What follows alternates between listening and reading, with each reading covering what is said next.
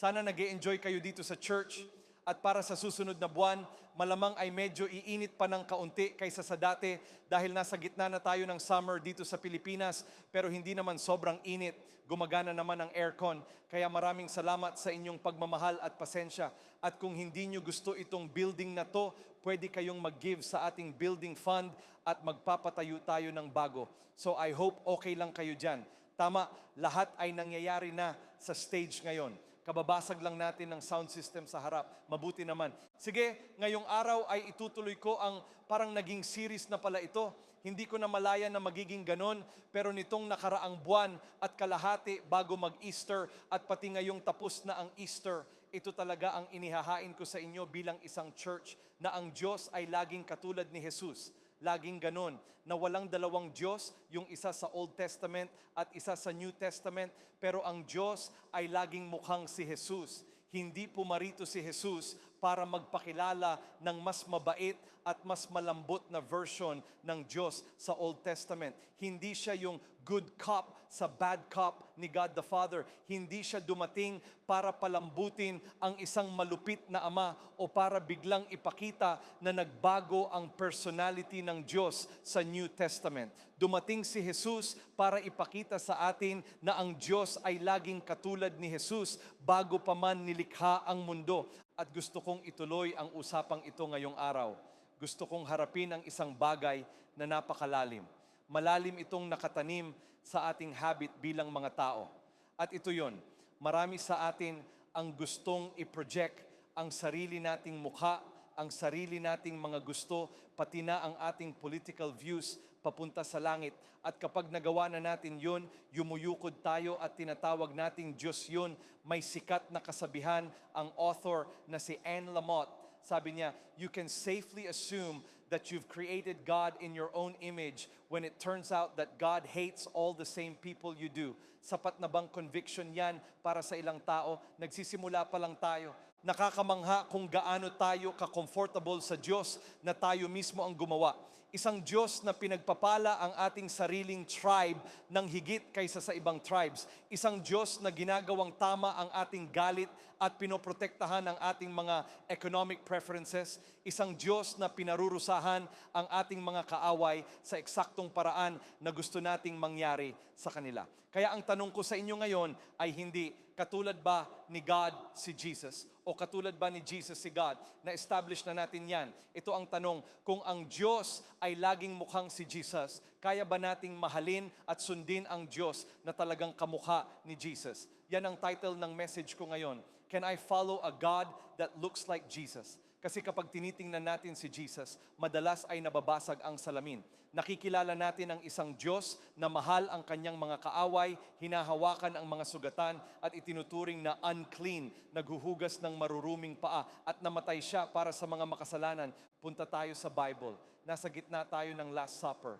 Ilang beses ko na itong binasa nitong nakaraang buwan. Sabi ni Jesus sa John 14, kung kilala nyo ako, makikilala nyo rin ang aking Ama. At pagkatapos, sabi ni Philip, Lord, ipakita nyo po sa amin ang Ama at magiging kontento na kami. At sumagot si Jesus, Philip, ang tagal ko na sa inyo, hindi mo pa rin ba ako kilala? Ang nakakita sa akin ay nakakita na sa Ama. Bakit mo pa sasabihin, ipakita nyo sa amin ang Ama? Diretsahan ang sinasabi ni Jesus dito, nakita mo si Jesus, nakita mo na ang Ama. Ibig sabihin, lahat ng maling imahe natin tungkol sa Diyos ay dapat lumuhod sa imahe ni Jesucristo. Bawat takot, tradisyon o political image ng Diyos ay dapat sumailalim sa Lordship ni Jesus. Hindi lang pumarito si Jesus para ipakilala ang Diyos.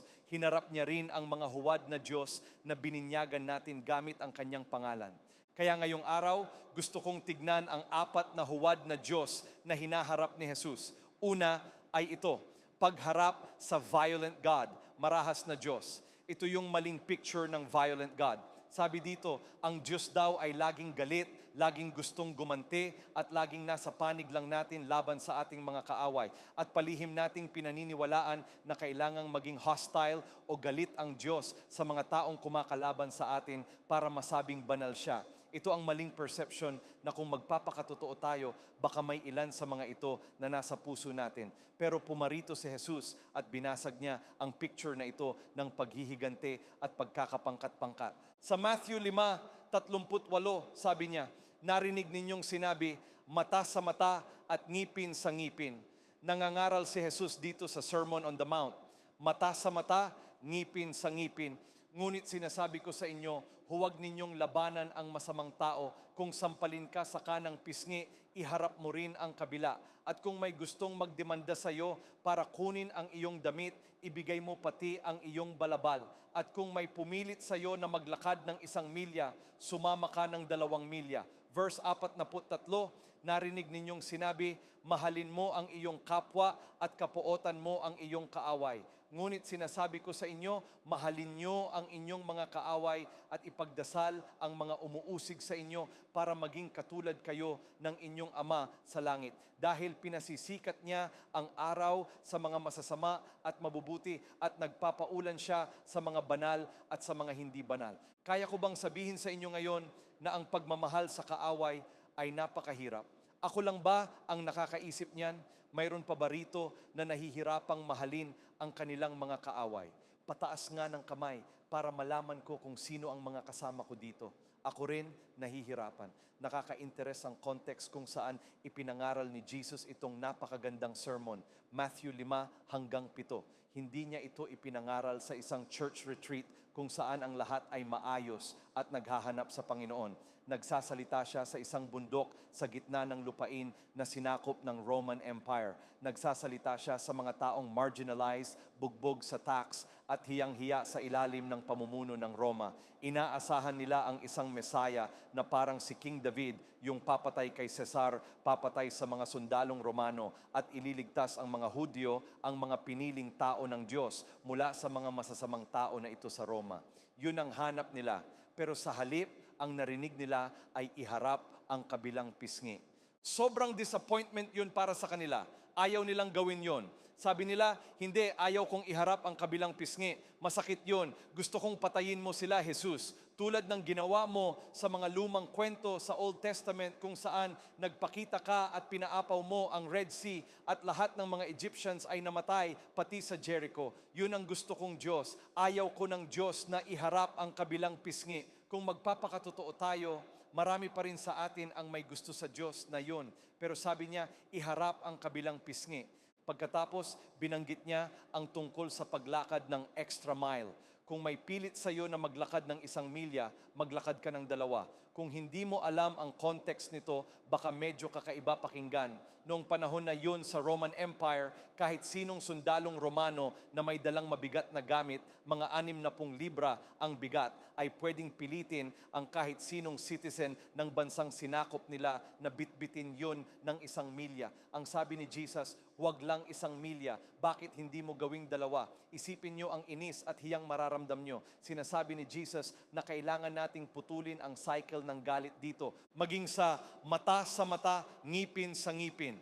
Kailangan nyong maintindihan nung lumabas ang batas na mata sa mata, ngipin sa ngipin. Ito ang isa sa mga pinaka-progresibong batas sa Old Testament. Kasi bago yon, sobra-sobra ang paghihiganti ng mga tao. Halimbawa, ninakaw ang kambing ko, ang ganti ko ay susunugin ko ang buong baryo nyo. Yun ang ganti dati. Kaya naging progresibo ang batas na ito. Baka yung ilan sa inyo na may asawa, sana applicable itong batas na ito sa inyong relasyon. Pero sa halip na sunugin ang buong baryo, pwedeng nakawin ko na lang din ang kambing mo dahil ninakaw mo ang kambing ko. Pero dumating si Jesus at kahit may ganitong magandang batas, sinabi niya na tatanggalin na natin ang paghihiganti ng buo at ibinigay niya ang dahilan kung bakit.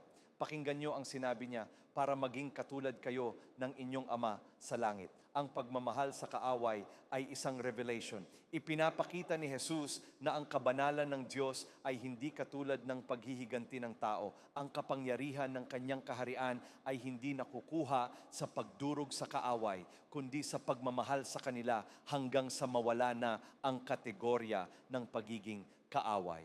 Yan ang dapat kong sabihin sa inyo. Pero ngayon, gusto kong kausapin kayo ng tapat.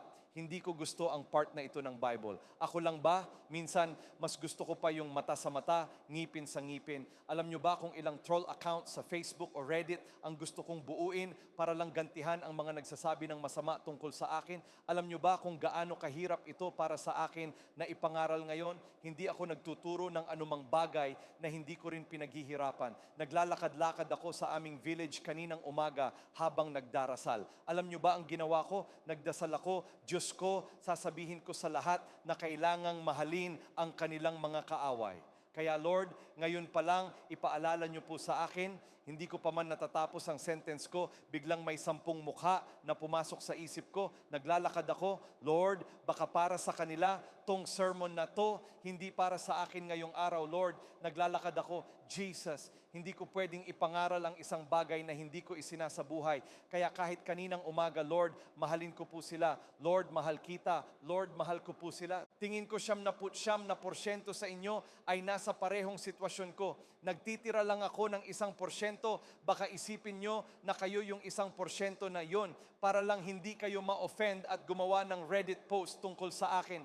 Pero ito na nga, ito ang isa sa mga pinakamahirap na sermon na ipapangaral ko kailanman dahil hinahamon ako nito. Sana ay nasa business of retaliation pa rin ang Diyos. Sana talaga ganun pa rin. Sana ay mata sa mata, ngipin sa ngipin pa rin tayo dahil napakadaling mahalin ang isang Diyos na pabor sa iyong galit. Dahil yung ganong klase ng Diyos, wala siyang hinihingi sa iyong character, kundi kinukumpirma lang ang iyong kapaitan, bitterness. Mas mahirap sundin ang isang Diyos na tumatangging hayaang maging banal ang iyong puot, hatred. Dahil lang sa pakiramdam mo ay tama ka, justified. At sa kasamaang palad sa buong mundo ngayon, maraming tao ang nangangaral tungkol sa Diyos na ganito ang hitsura at tunog at nagiging sikat ito. Pero mali ito, kung ang Diyos ay hindi mukhang si Jesus, huwad na Diyos yan. Hinahamon tayo ng Diyos sa pamamagitan ni Jesus. Mahalin ang inyong mga kaaway. May isang kahangahangang babae na nagngangalang Corrie ten Boom. Baka narinig nyo na siya. Isa siyang Dutch watchmaker noong World War II. Siya, ang kanyang ama at ang kanyang kapatid ay nagtago ng mga Hudyo para iligtas sila sa mga Nazis at tulungan silang makatakas. Ginawa niya ito ng maraming taon. At isang araw, naaresto siya at silang magkapatid ay dinala sa isang concentration camp. Napakahirap na sitwasyon sa ilalim ng pinakamasamang kondisyon na maiisip nyo. Isang napakatinding concentration camp. Namatay ang kanyang kapatid doon. Nung makalaya siya, nagtayo siya ng ministry kung saan gumawa siya ng rehabilitation center para sa lahat ng mga nanggaling sa mga camps na yun para makahanap ng healing at restoration. Isang napakagaling na babae. I-search nyo siya. Isang araw, isinulat niya sa kanyang autobiography na The Hiding Place, ang tungkol sa isang sandali na nangangaral siya sa isang church. Nangangaral siya pagkatapos ng Second World War at habang natatapos ang kanyang sermon, may isang lalaking lumapit sa kanya at nakilala niya ito. Isa ito sa mga German officers mula sa concentration camp. Napaka-powerful nito. Babasahin ko sa inyo ang isang bahagi ng kanyang libro. Sabi niya, nakita ko siya sa isang church service sa Munich. Ang dating SS man na nagbantay sa pintuan ng shower sa processing center sa Ravensbrück. Siya ang una sa aming mga dating jailers na nakita ko simula noon. At biglang nagbalik ang lahat, ang kwarto na puno ng mga nanunuyong lalaki, ang mga tambak ng damit, ang mukha ng kapatid kong si Betsy na namumutla sa sakit. Lumapit siya sa akin habang bakante na ang church, nakangiti at yumukod.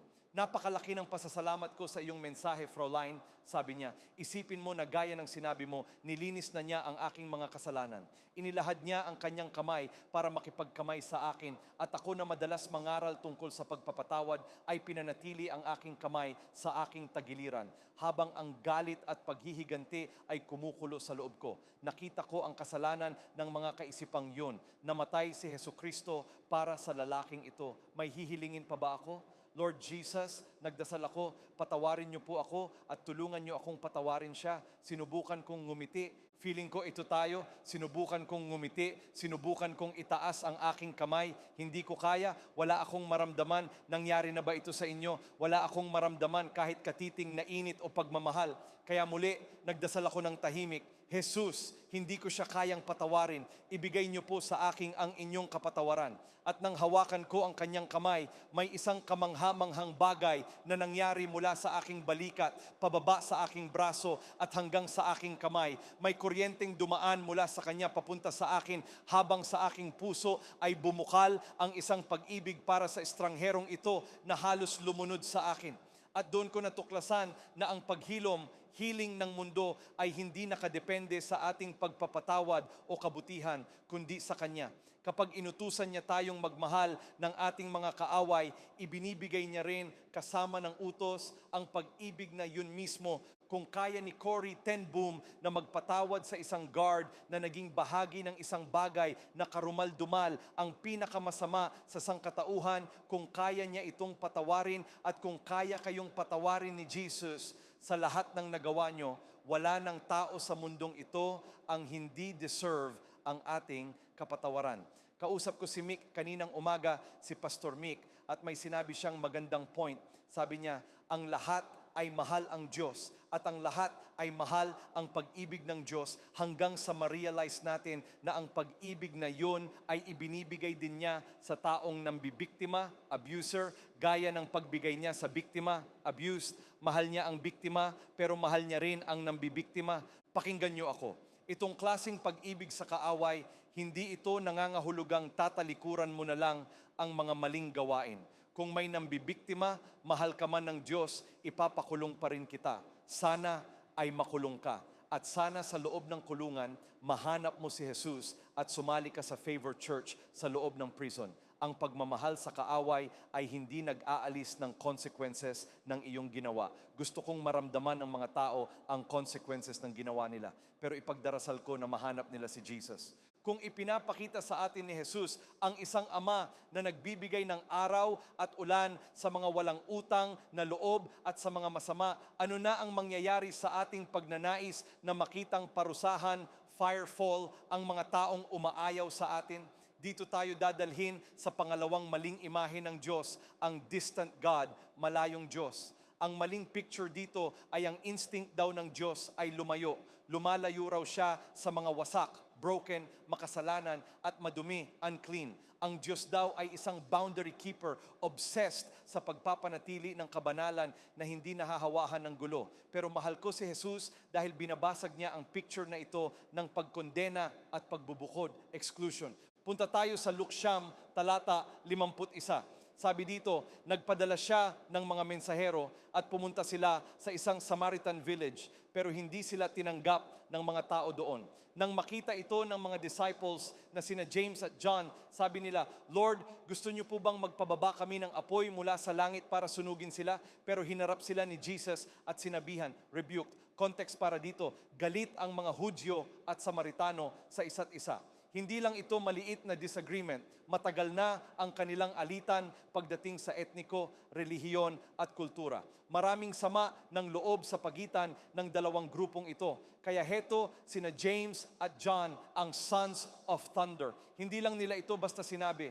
Sa katunayan, biblical ang kanilang healing dahil kinuha nila ito sa 2 Kings chapter 1 noong nagpababa si Elijah ng apoy mula sa langit. Sila ay naging biblical at scriptural sa kanilang tawag para sa karahasan. Pero hinarap sila ni Jesus at pinagsabihan. Ipinapakita nito sa atin na pwedeng-pwede kang magkaroon ng religious passion, matinding conviction at biblical precedent. Pero mali pa rin ang pinapakita mong puso ng Diyos. Gusto ng mga disciples ng Diyos na sasagutin ng apoy ang bawat pagtanggi. Pero ang pinakita ni Jesus ay isang Diyos na sasagutin ng pagtanggi sa pamamagitan ng paglipat lang sa susunod na nayon. Hindi madaling ma-offend ang Diyos. Hindi siya marupok at hindi siya naghihintay lang para manakit. Hindi lang basta hindi nagpapaulan ng apoy ang Diyos sa mga tagalabas, outsiders, kundi naglalatag pa siya ng upuan at nakikisalo sa kanila sa pagkain. Tignan natin ang isang kwento kung saan ginawa ni Jesus ang kabaligtaran ng inaasahan ng bawat religious leader. Mark 2:15. Habang kumakain si Jesus sa bahay ni Levi, maraming tax collectors at mga makasalanan ang kasalo niya at ng kanyang mga disciples. At nang makita ito ng mga experts sa batas at mga Pharisees, tinanong nila ang mga disciples, bakit siya kumakain kasama ang mga tax collectors at mga makasalanan? At nang marinig ito ni Jesus, sabi niya, ang mga malulusog ay hindi nangangailangan ng doktor, kundi ang mga may sakit. Hindi ako naparito para tawagin ang mga matutuwid, kundi ang mga makasalanan.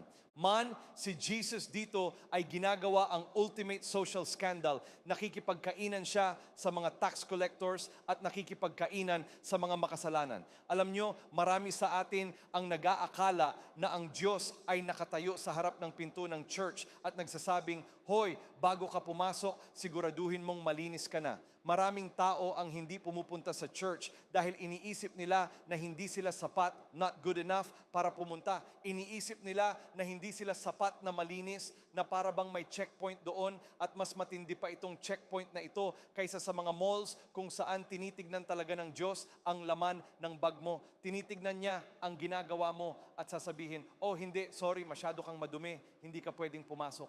Narinig ko na ang mga preachers na nangangaral tungkol dito at alam ko kung saan nila ito nakuha.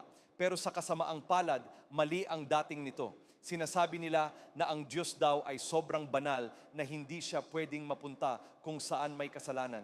Na ang kanyang holiness ay hindi pumapayag na makasama ang kasalanan. Ang problema sa argumentong yan ay omnipresent ang Diyos. Siya ay nasa lahat ng dako. Naglakad siya kasama nina Adam at Eve. Nanahan siya kasama ang mga Israelites noong nagkakasala sila. At pagdating kay Jesus, at kung si Jesus ay Diyos, nababaliwala ang point na yun dahil ang Diyos sa pamamagitan ni Jesus ay nakikipagkainan sa mga tax collectors na ito. At gusto ko yung sinabi niya tungkol sa physician, doktor. Sabi niya, ang doktor, hindi kami pumarito para sa mga malulusog. Pumarito kami para sa mga may sakit. Isipin niyo ang isang doktor. Kung doktor ka, ang trabaho mo ay hindi ang magtago sa mga may sakit dahil baka mahawaan ka ng germs. Hindi. Ang trabaho ng isang doktor ay tumakbo papunta sa mga may sakit para magdala ng healing, paggaling. Sinasabi ni Jesus na ang Ama ay hindi tumitingin sa iyong kasalanan at sasabihin, oh, kailangan kong lumayo dyan. Sa katunayan, tinitignan niya ito at sinasabing, ako lang ang makakapag-heal niyan. Hayaan mong samahan kita sa iyong gulo, mess. Ipinapakita ni Jesus ang isang Diyos na lumalapit. Tumitira siya sa gitna ng gulo. Nakikipagkainan siya sa iyo para linisin tayo mula sa loob palabas. Ang holiness kay Jesus ay hindi lumalayo sa karumihan. Inaatake niya ito ng biyaya, grace. Ngayon, pakinggan niyo ako. Huwag niyo sanang mamamali ang sinasabi ko. Galit si Jesus sa kasalanan.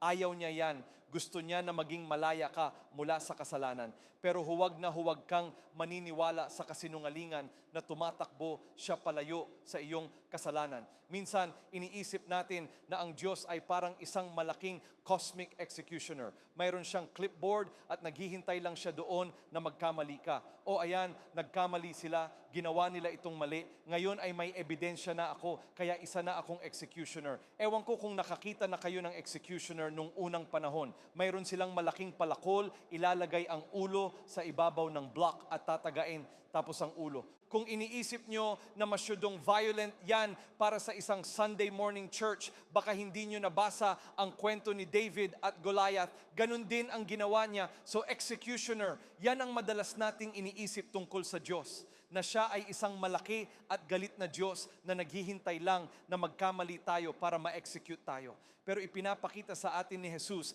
na ang Diyos ay hindi isang executioner, kundi isa siyang surgeon, doktor na nag-oopera. Ito ang nakaka-interes. Parehong gumagamit ng talim, blades, ang executioner at ang surgeon. Pareho silang pumuputol, cut, pero magkaiba ang kanilang motives. Ang executioner ay pumuputol para tapusin ang buhay mo. Ang surgeon ay pumuputol para iligtas ang buhay mo. Kapag hinaharap ng Diyos ang ating mga kasalanan, ginagawa niya ito ng may layuning tubusin at pagalingin tayo redemptively.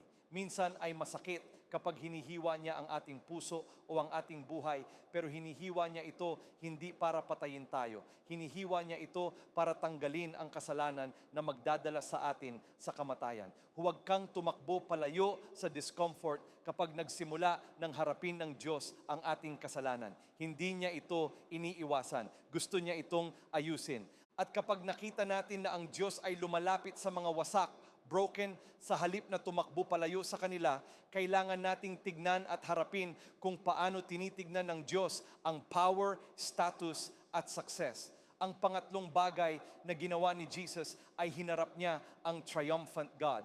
Ito ang maling picture na ang Diyos daw ay powerful sa eksaktong paraan kung paano dinedefine ng mundo ang power, upward mobility, visible success, platform wealth, at laging panalo.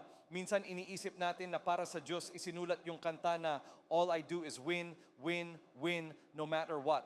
Kung naniniwala tayo sa ganitong triumphant God at hayaan yung sabihin ko sa inyo, nanalo na ang Diyos. Nanalo na si Jesus sa labanan sa krus. Hindi siya mahinang Diyos. Pero ang ating interpretation nito ay pwedeng maging maling picture na ang Diyos ay isang glorified CEO at ang ating buong Christian walk ay tungkol na lang sa profitability, pagkakakitaan.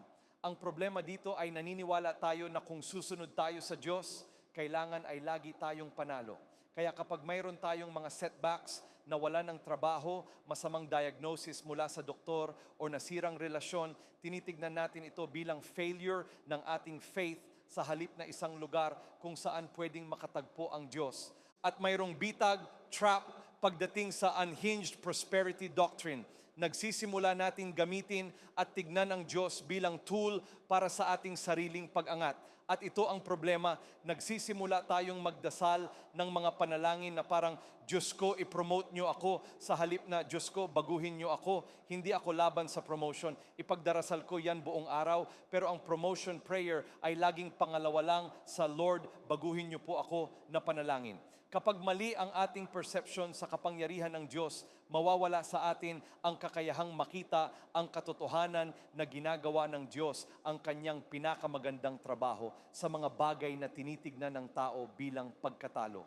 Walang Resurrection Sunday kung wala ang pagkawala ng kanyang buhay noong Biyernes. Binasag ni Jesus ang picture na ito ng kapangyarihan at tagumpay sa mundo. John 13:3 sa gitna muli ng Last Supper. Binabasa ko ito lagi dahil sa tingin ko ay kamangha-mangha ito. Alam ni Jesus na ibinigay na ng Ama ang lahat ng bagay sa kanyang mga kamay at na siya ay nanggaling sa Diyos at babalik sa Diyos. Kaya tumayo siya mula sa pagkain, hinubad ang kanyang panlabas na damit, kumuha ng tuwalya at itinali ito sa kanyang sarili. Nagbuhos siya ng tubig sa wash basin at nagsimulang hugasan ang paa ng mga disciples. Ipinapakita dito ni Jesus ang ultimate contrast. Sa katunayan, sa Gospel ni Luke, sinabi sa atin na bago ang kainan, nagtatalo ang mga disciples kung sino ang pinakamataas sa kanila. Nag-aagawan sila para sa mga cabinet positions at kung ano ang inaakala nilang magiging politics ng kaharian na dumarating.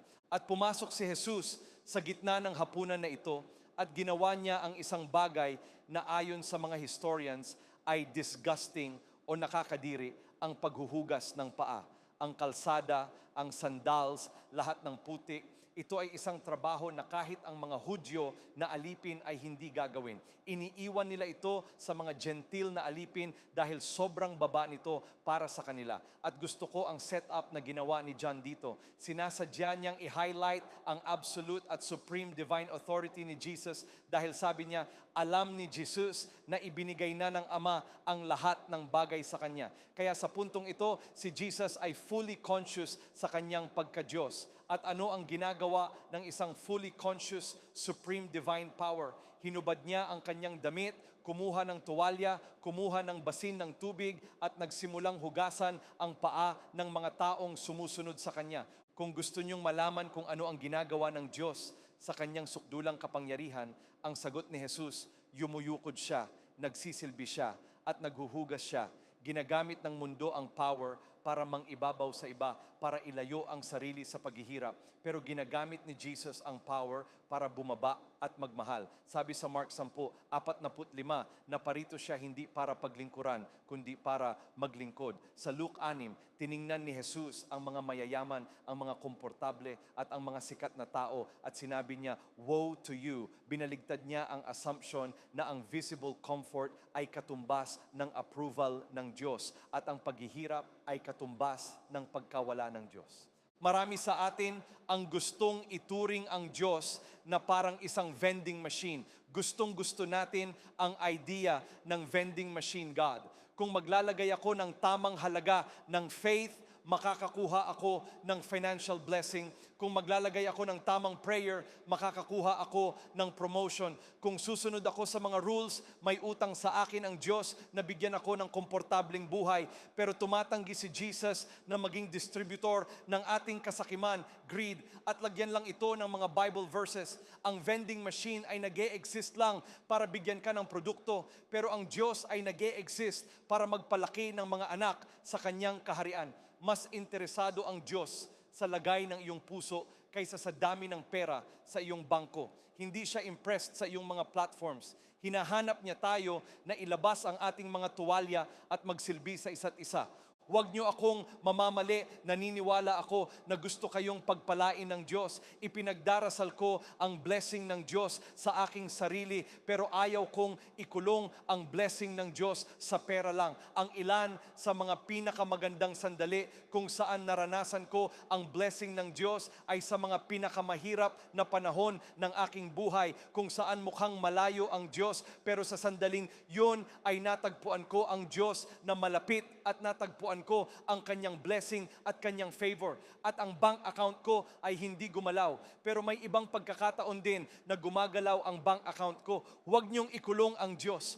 Kung ang kapangyarihan ng Diyos ay hugis tuwalya ng isang lingkod, dadalhin tayo nito sa sukdulang climax ng kasaysayan ng tao. Ang lugar kung saan ang kanyang kapangyarihan at pag-ibig ay ganap na nagtagpo. At ang huling pagharap na gusto kong tignan ngayong araw ay ang pagharap ni Jesus sa cruel God, malupit na Diyos. Napag-usapan na natin ang violent God, pero ito ay iba. Tignan natin ang buong picture dito.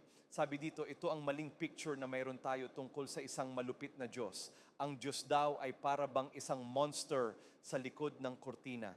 Isang Diyos na humihingi ng dugo para lang masiyahan ang kanyang ego. Isang Diyos na natutuwa sa ating paghihirap o isang Diyos na ang pag-ibig ay manipis na balat lang sa ibabaw ng malupit na puso. Isang ama na tatalikuran ang kanyang sariling anak sa kanyang pinakamadilim na sandali.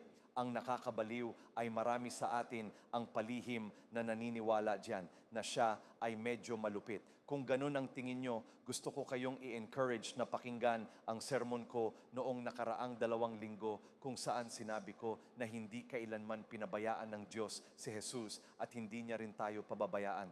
Alam nyo, may magtanong sa'yo sa kalye, sa pinakamalalim at pinaka-fundamental na level, ano ba talaga ang hitsura ng Diyos mo? Marami sa atin ang magbibigay ng iba't ibang sagot. Baka yung Diyos na humati sa Red Sea, baka yung Diyos na nagpababa ng apoy, baka yung Diyos na nagpagaling sa pilay at lumpo, baka yung Diyos na nagpakain sa 5,000.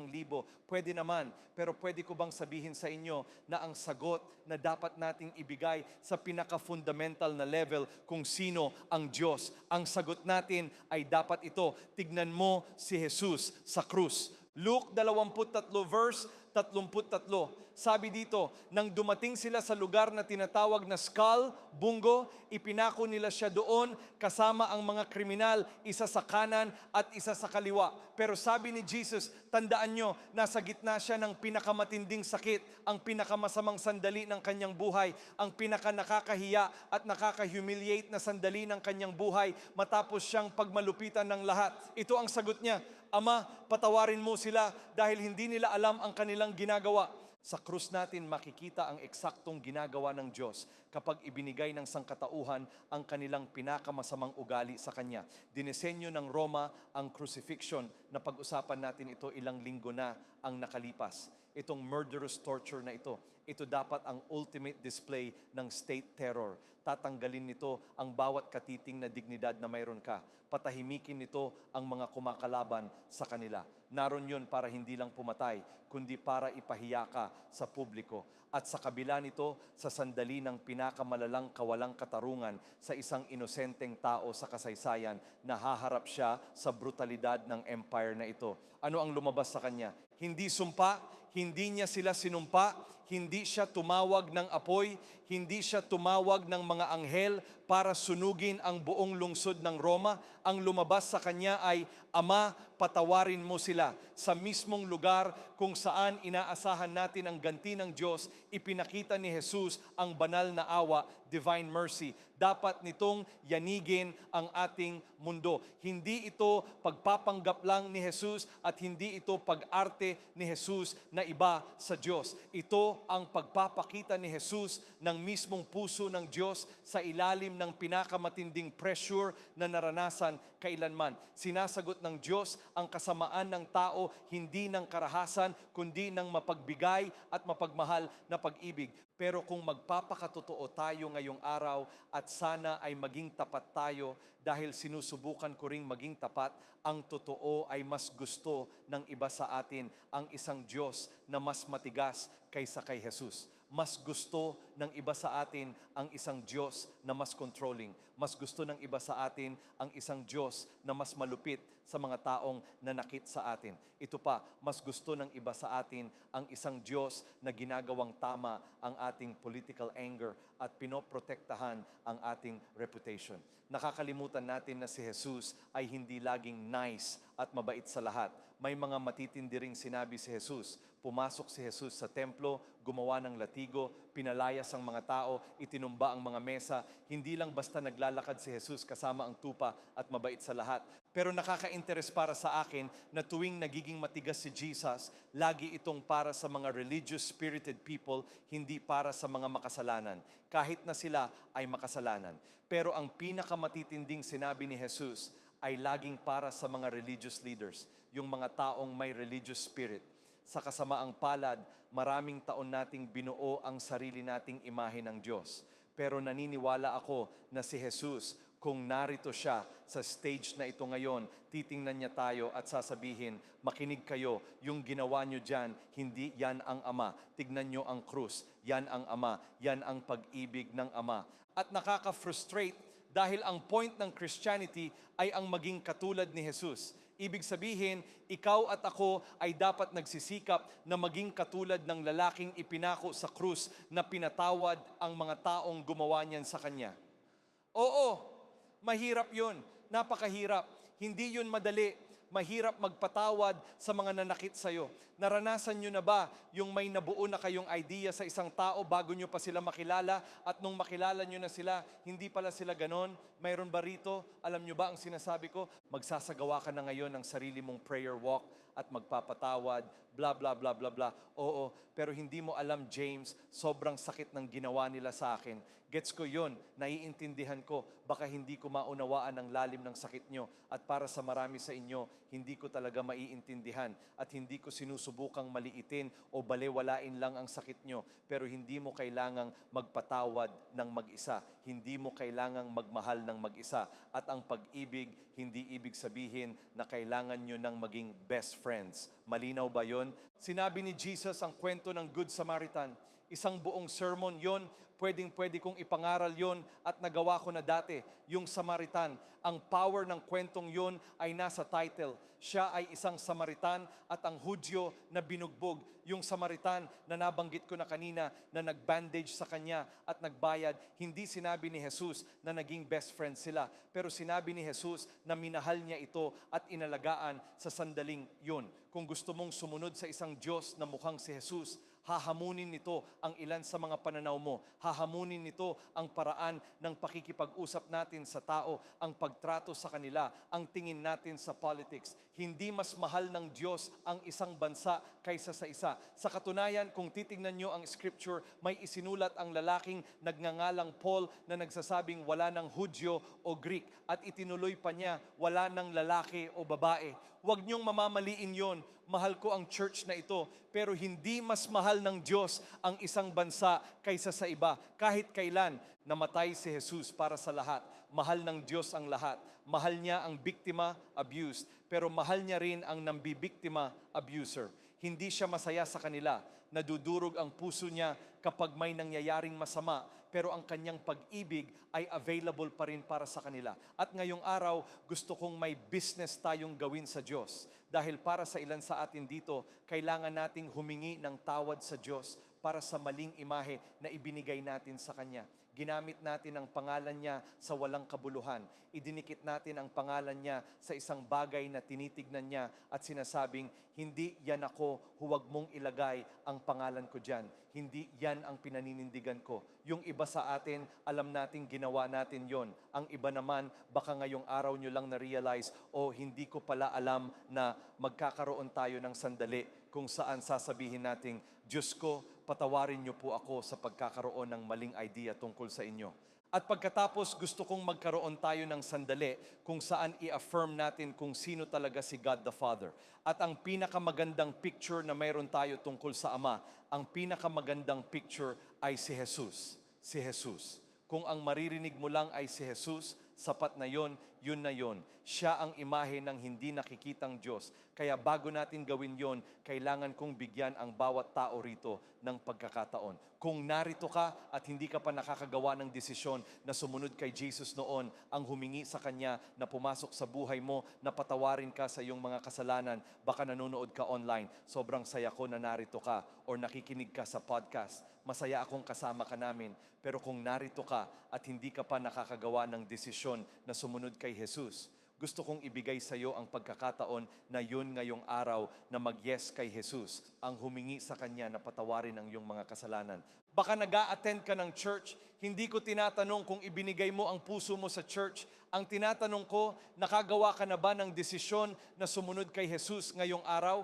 Kung narito ka at sinasabi mong, James, hindi ko pa ito nagawa kailanman, o baka sinasabi mo, James, nagawa ko na ito noon pa, pero lumayo ako sa Diyos. Naging mahirap ang mga bagay-bagay. Dinala ko yung mga maling pananaw tungkol sa Diyos at naging hadlang yun kaya hindi ko kinaya. Pero ngayong araw, nagbalik ka at na-realize mo na hindi pala yun ang Diyos. Si Jesus ang Diyos. Yan ang picture ng Diyos. Kung isa ka sa dalawang taong yon, bibilang ako ng 3. Pagdating sa 3, gusto kong itaas mo ang iyong kamay ng mataas dahil gusto kong makita yon. Gusto kong i-acknowledge yon. Gusto kitang ipagdasal dyan sa kinauupuan mo ngayong araw. Sa bilang ng 3. Itaas nyo ang inyong mga kamay. 1, 2, 3. Ngayon din, sa buong kwartong ito, itaas nyo ang inyong mga kamay at sabihin, oo, ako yun. Ipagdarasal nyo po ba ako? Ipagdarasal nyo po ba ako? Gusto kong tumugon. Salamat, mga kamay dito sa harap. Sino pa ang magsasabi ng yes? Mga kamay doon sa bleachers. Nakikita ko ang mga kamay nyo. Salamat, Jesus. Mayroon pa bang magsasabi ng yes kay Jesus? Gusto mong tumugon kay Jesus? Hindi ka sumasali sa isang organisasyon, gusto mong sumunod kay Kristo, doon sa likod, sa bleachers, nakikita ko ang kamay mo. Maraming salamat, salamat Lord, napakabuti. Hey, kung itinaas mo ang kamay mo dito sa floor, nakikita ko ang kamay mo. Kung itinaas mo ang kamay mo, gusto kong ilagay mo ang kamay mo sa iyong puso. Ipagdarasal natin ang prayer na ito ng sabay-sabay. Isang simpleng prayer lang. Sabi ni Apostle Paul sa libro ng Romans, kung ipapahayag mo ng iyong bibig at paniniwalaan sa iyong puso na si Jesus ay Lord, maliligtas ka. Kaya magdasal tayo ng panalangin na nagpapakita ng pahayag na yun. Sabayin niyo ako. Dear Lord Jesus, pumupunta po ako sa inyo ngayon. Humihingi po ako ng tawad sa aking mga kasalanan. Naniniwala po ako na namatay kayo sa krus, na tinalo nyo ang kamatayan, nabuhay kayo mula sa libingan. Kaya ngayong araw, pinipili ko pong sumunod sa inyo, Jesus. Kayo ang aking Lord at Savior. Pumasok po kayo sa buhay ko at gawin akong bagong nilalang. Sa inyong dakilang pangalan, Amen. Amen. Pwede ba nating bigyan ng papuri ang Diyos para sa bawat taong nagdasal ng prayer na yon? Makinig kayo sa akin sa dulo ng service na ito. Kapag pinayagan ko na kayong umalis, magdarasal tayo at sasamba ng kaunti. Pero ang kaibigan ko dito sa kanan, itinataas niya itong sign na ito. Gusto ko kayong i-invite. Kung itinaas mo ang kamay mo at nagdasal ka ng prayer na yon, hindi pa yan ang finish line. Kararating mo lang sa start line. At ang journey kasama si Jesus ay hindi dapat ginagawang mag-isa. Dapat itong gawin sa pamilya, sa community. Gusto naming tumulong sa iyo. Gusto naming ipaliwanag ang desisyong ginawa mo. Ibigay sa iyo ang mga susunod na steps. At kung ano ang ibig sabihin ng sumunod kay Kristo. O baka naman matagal na panahon na ang nakalipas, gusto lang naming mapaligiran kayo at ipagdasal kung papayagan nyo kami at tulungan kayong gawin ang mga susunod na steps. Kung nagdasal ka ng prayer na yun online, i-click mo lang ang link sa anumang platform na pinapanood mo dahil gusto naming tulungan kang makahanap ng local church o maisali ka sa aming church nasaan ka man. Amen. Amen. Sino rito ang kailangang may ayusin? Do some business sa Diyos ngayong araw. Awesome. Siguro mga 50 sa inyo ang nagtaas ng kamay. Buti na lang at naglaan ako ng maraming oras ngayong linggo para i-prepare itong sermon na ito. Hindi ko na-realize na lahat pala rito ay perfect at walang mga kaaway sa lugar na ito. Tanungin ko ulit yun, sino rito ang may mga kaaway na kailangan nila ng tulong mula sa Diyos para mapatawad sa kanilang buhay? Ayan, sige, iwan nyo lang na nakataas ang kamay nyo kung nandoon sila sa church. Ayan, salamat sa inyong katapatan, na-appreciate ko yon. Pwede bang tumayo tayong lahat? Ipagdarasal ko kayo. Pero bago tayo magdasal, sasamba muna tayo. Gusto ko lang iset ang temperatura ng kwartong ito sa paraang pinararangalan natin si Jesus. Kung saan ang ating mga mata ay nakatuon kay Jesus dahil sa naniniwala ako sa gustong gawin ng Diyos sa mga susunod na sandali. Naniniwala ako na gusto ng Diyos na palayain ang ilang mga tao mula sa mga mindset na mayroon sila tungkol sa Kanya. Na ang relasyon nyo sa Diyos ay magbabago mula sa takot patungo sa pundasyon ng pag-ibig. Mahal niya kayo. Mahal na mahal ng Diyos ang mundo, kaya ibinigay niya ang Kanyang anak. Mahal niya kayo. Kaya sa isang sandali, pwede ba nating itaas ang ating mga kamay sa buong kwartong ito? At gusto ko, sabay-sabay tayo, gusto ko yung bridge ng bagong kanta na kinanta natin. Napakaganda nun. Gusto kong dalhin natin ang ating atensyon, ang ating pagmamahal, ang ating mga mata, at ituon ito kay Jesus. Halina't sumamba. Ulitin natin ang pagkanta. Ipinapahayag natin kung sino si Jesus. Ito ang Diyos. Alright? Ang ating mga mata, ang ating atensyon ay nasa kay Jesus o Diyos. Siya ang isa, ang Diyos na tumalo sa libingan, ang Diyos na nagpapatawad sa iyong mga kasalanan, ang Diyos na gumagawa ng lahat ng mga kamanghamanghang bagay na ito. Kinanta lang natin yon, kaya ngayon ay magkakaroon tayo ng sandali para sa inyong business sa Diyos. Halina kayo. Para sa ilan sa atin, ipikit ang inyong mga mata, itaas ang inyong mga kamay. Ang ilan sa atin ay kailangang sabihing, Diyos ko, patawarin niyo po ako sa pagkakaroon ng maling pananaw sa inyo. Magsimulang magsalita. Sabihin niyo ito sa inyong sarili. Diyos ko, patawarin niyo po ako kung mayroon man akong idinikit sa inyo na hindi naman talaga kayo. Patawarin niyo po ako kung hinayaan kong ang pop culture ang humubog sa aking opinyon tungkol sa inyo. Kung hinayaan ko ang anumang bagay maliban kay Hesukristo na humubog sa aking opinyon, sa aking imahe sa inyo, Diyos ko, patawarin niyo po ako. Patawarin niyo po ako. Patawarin niyo po ako. Patawarin niyo po ako. Patawarin niyo po ako, Diyos ko. May mga tao rito at sa katunayan, sasabihin ko na ang karamihan sa atin dito ay malamang na may mga bagay na papasok sa isip sa sandaling sabihin ko ang mahalin ang inyong mga kaaway. Mukha. Hindi ko sinusubukang isang tabi lang yon. Paano man nila kayo sinaktan, anuman ang masamang bagay na ginawa nila sa inyo, masama yon, nakakapanlumo yon. Pero siguro ang itinatanong ko sa inyo ay, ibibigay nyo ba sa kanila ang parehong biyaya, grace, na malaya nating natatanggap mula sa ating Ama? Minahal niya tayo sa gitna ng ating gulo. Kaya ba nating magpatawad? Kaya ba natin sa sandaling ito na simulan ang pagmamahal sa ating mga kaaway? Mahalin ang mga taong hindi natin kasundo sa politics. Mahalin ang mga nanakit sa atin. Patawarin ang pang-aabuso. patawarin ang nagnakaw sa atin, patawarin ang nagsinungaling tungkol sa atin. Ngayon din, Ama, ipinagdarasal ko ang parehong lakas na ibinigay nyo kay Corrie ten Boom. Sa sandaling yon, ang parehong lakas para iabot ang kamay ng pagpapatawad. Na Lord, hindi nyo lang kami inutusang mahalin ang aming mga kaaway, ibinigay nyo rin ang Spirit of God para tulungan kaming mahalin ang aming mga kaaway. Ibinigay nyo ang Holy Spirit para maging lakas namin, para maging siyang magsasalita ng buhay sa halip na kamatayan. Kaya Lord, bigyan nyo po kami ng lakas na magpatawad ngayon din. Bigyan nyo po kami ng lakas na magpatawad. Bigyan nyo po kami ng lakas na magpatawad, na mahalin ang aming mga kaaway, na iharap ang kabilang pisngi, na huwag nang gumanti, na lakarin ang extra mile, ang lahat ng mga bagay na ito na sinabi nyo sa amin na gawin, Jesus, na hindi madali. Salamat po na hindi nyo inaasahan na gagawin namin ito ng mag-isa, kundi mayroon kaming kapangyarihan ng Holy Spirit sa loob namin. Kaya dalangin ko, lumabas ang kapangyarihan ng Spirit at pilitin kami nito. Bigyan kami nito ng lakas. O hayaang dumating ang inyong Spirit at tulungan kami sa aming kabutihan. Tulungan kaming magpatawad. Tulungan kaming lakarin ang 1 milya pa. Tulungan kaming iharap ang pisngi. Tulungan kaming hindi gumanti, kundi magpatawad. 7 beses na 70. Lord, dalangin ko, tulungan nyo kami. Tulungan nyo kami. Tulungan nyo kami. Diyos ko, patawarin nyo po kami kung gumawa kami ng Diyos ayon sa aming imahe. Patawarin nyo po kami kung gumawa kami ng huwad na Diyos sa anumang imahe maliban kay Jesus. Patawarin nyo po kami. Ibalik nyo po kami sa tunay na revelation kung sino ang Diyos. Yung pag-ibig sa krus. Yan ang kung sino kayo. Hindi nyo kami kailanman iiwan. Hindi nyo kami kailanman pababayaan.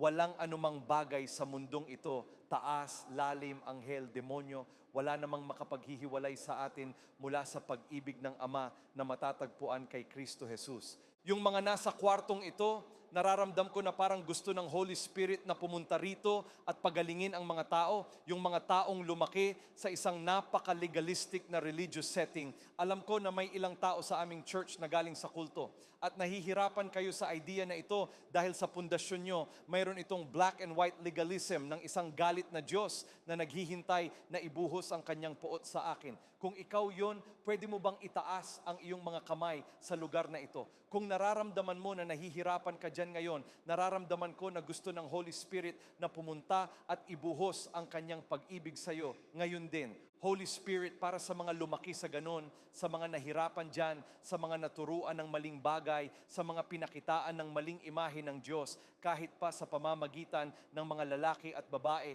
na dapat sana ay mapagmahal, pero maling imahe ng Diyos ang ipinakita. Lord, dalangin ko ngayon din, pumunta po kayo, linisin niyo po sila, palayain niyo sila, o linisin niyo sila, palayain sila mula sa mga maling kaisipang ito, sa maling pananaw na ito ng isang legalistic at galit na Ama. Hayaang ang pag-ibig ng Ama na ipinakita sa pamamagitan ni Jesus, sa pamamagitan ng pag-ibig ng Diyos ay pumunta at magsimulang dumaloy sa kanila ngayon. Ngayon din, linisin niyo sila. Linisin niyo sila, linisin niyo sila ngayon din, linisin niyo sila, linisin niyo sila. Lord, nagpapasalamat po kami sa inyo, Jesus. Nagpapasalamat kami sa inyo, Jesus. Salamat po